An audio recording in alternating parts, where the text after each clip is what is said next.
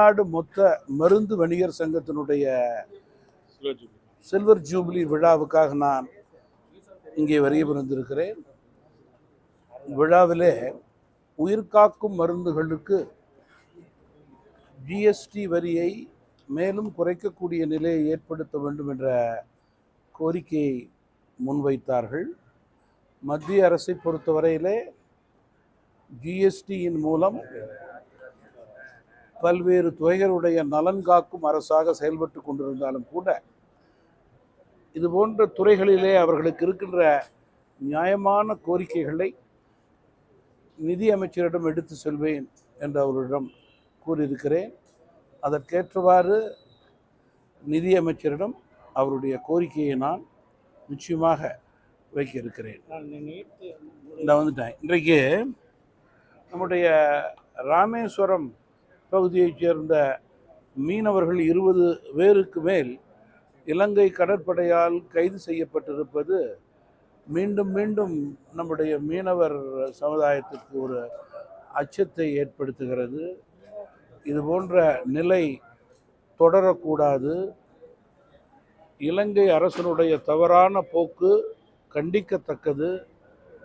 நம்முடைய வெளியுறவுத்துறை இலங்கை அரசோடு உடனடியாக அழுத்தமான முறையிலே பேசி இது போன்ற சம்பவங்களுக்கு நிரந்தர தீர்வு ஏற்படுத்த வேண்டும் என்று தமிழ் மாநில காங்கிரஸ் கட்சியின் சார்பிலே கேட்டுக்கொள்ள விரும்புகிறேன். நீங்கள் நீட் தானே கேட்குறீங்க. நீங்கள் நீட் தேர்வை பொறுத்தவரையில் உதாரணத்துக்கு தமிழகத்தை எடுத்துக்கொள்ளுங்க, கிராமப்புற மாணவர்களை எடுத்துக்கொள்ளுங்கள். சில வருடங்களாக பல்வேறு மாநிலங்களுக்கு சவால் விடும் வகையிலே தங்களுடைய அறிவு கூர்மையால் மிக சிறப்பான முறையில் பரீட்சையில் வெல்லக்கூடிய நிலை, மார்க் எடுக்கக்கூடிய நிலை இருக்கிறது என்பதில் மாற்றுக்கருத்தே இருக்க முடியாது. நீட் தேர்விலே சில தவறுகள் நடந்திருக்கிறது. அந்த துறை அமைச்சர் வெளிப்படைத்தன்மையோடு வருங்கால கல்வித்துறையினுடைய தரத்தை உயர்த்த வேண்டும் என்று வெளிப்படைத்தன்மையாக அதை ஏற்றுக்கொண்டு இனிமேல் பரீட்சையில் எந்த பரீட்சையிலும் முக்கிய பரீட்சைகளிலே இது போன்ற நிலை ஏற்படக்கூடாது என்பதற்காக பல ஆலோசனைகளை நடத்தி அதற்குண்டான நடவடிக்கைகளை தொடர்ந்து எடுத்துக்கொண்டிருக்கிறார். சில பரீட்சைகளை கூட அமைச்சரே தள்ளி போடக்கூடிய உத்தரவை போட்டிருக்கிறார். மேலும் மத்திய அரசு இதற்கு ஒரு சட்டத்தை கொண்டு வருவதற்கான முழு ஆலோசனை நடந்து கொண்டிருக்கிறது. கடுமையான அபராதம், 1 கோடி ரூபாய் கூட அபராதம் கட்டக்கூடிய நிலை ஏற்படுத்த வேண்டும் என்று உறுதியான நிலையிலே மத்திய அரசு செயல்பட்டு கொண்டிருக்கும் போது துரதிருஷ்டவசமாக தமிழகத்திலே திமுகவால் தொடங்கி இன்றைக்கு மத்தியில் உள்ள காங்கிரஸ், இந்தி கூட்டணிகள் எல்லாம் கல்வித்துறையிலே அரசியலை புகுத்தி மாணவர்களையும் பெற்றோர்களையும் குழப்ப நினைப்பது ஒருபோதும் ஏற்புடையதல்ல.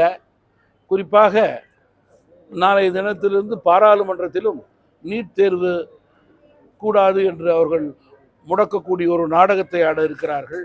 இது வருங்கால மாணவர்களுக்கு அவர்கள் செய்யக்கூடிய நல்லதல்ல என்பதை நான் இங்கே குறிப்பிட விரும்புகிறேன்.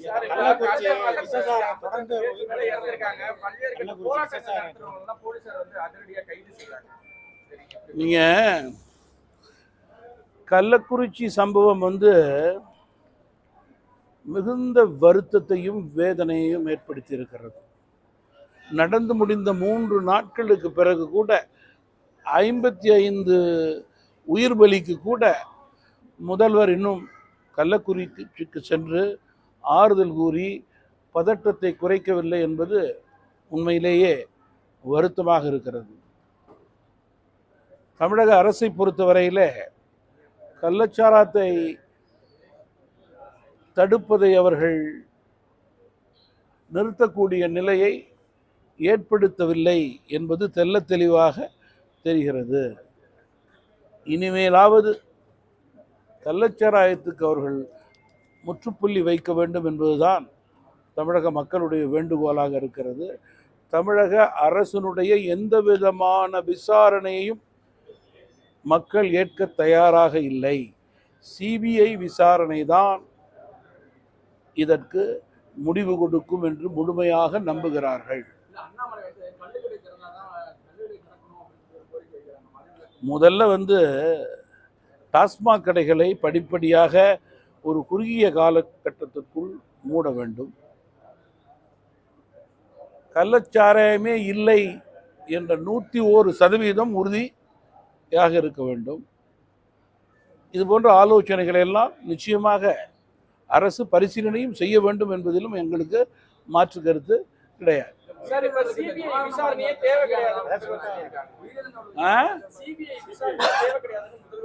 முழு பூசணிக்காயை சோற்றிலே மறைக்க வேண்டும் என்றால் சிபிஐ விசாரணை தேவையில்லை.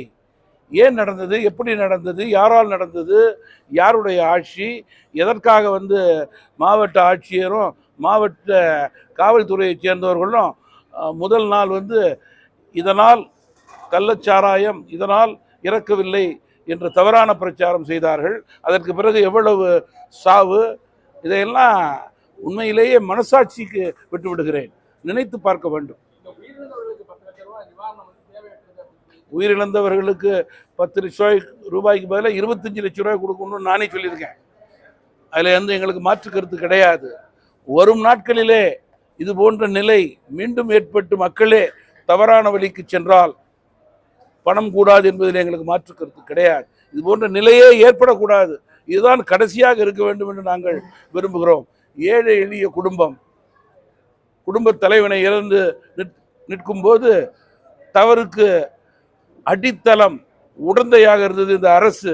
எனவே அவர்கள் ஏழை குடும்பத்தினுடைய வாழ்வாதாரத்தை காப்பாற்ற வேண்டும் என்பதிலே நாங்களும் குறியாக இருக்கிறோம். பணம் கொடுக்க வேண்டும் இந்த முறை, அது வேறு, இது தொடரக்கூடாது என்பது வேறு. அந்த கருத்தை நான் எதிர்க்கவில்லை. ஏதாவது ஒரு தவறு செய்தால் பணம் கிடைக்கும் என்று நினைக்கக்கூடிய எண்ணம் மக்களுக்கு போகக்கூடாது. அதில் எங்களுக்கு ஒத்த கருத்து தான். ஆனால் இந்த கேஸ் அப்படி கிடையாது. இனிமேல் இருக்கக்கூடாதுன்னு தான் நாங்கள் சொல்கிறோம். சட்டசபையில முதல்வர் மு.க. ஸ்டாலின் சொல்லியிருக்காரு, நாங்கள் ஓடி ஒழிப்போம் அல்ல, நாங்கள் என்னைக்கா இருந்தாலும் அறிக்கை தாக்கல் செய்வோம், எங்கேயும் ஓடி ஒழிய மாட்டோம் அப்படின்ற மாதிரி. இந்நேரம் முதல்வர் கள்ளக்குறிச்சிக்கு சென்றிருக்க வேண்டும்.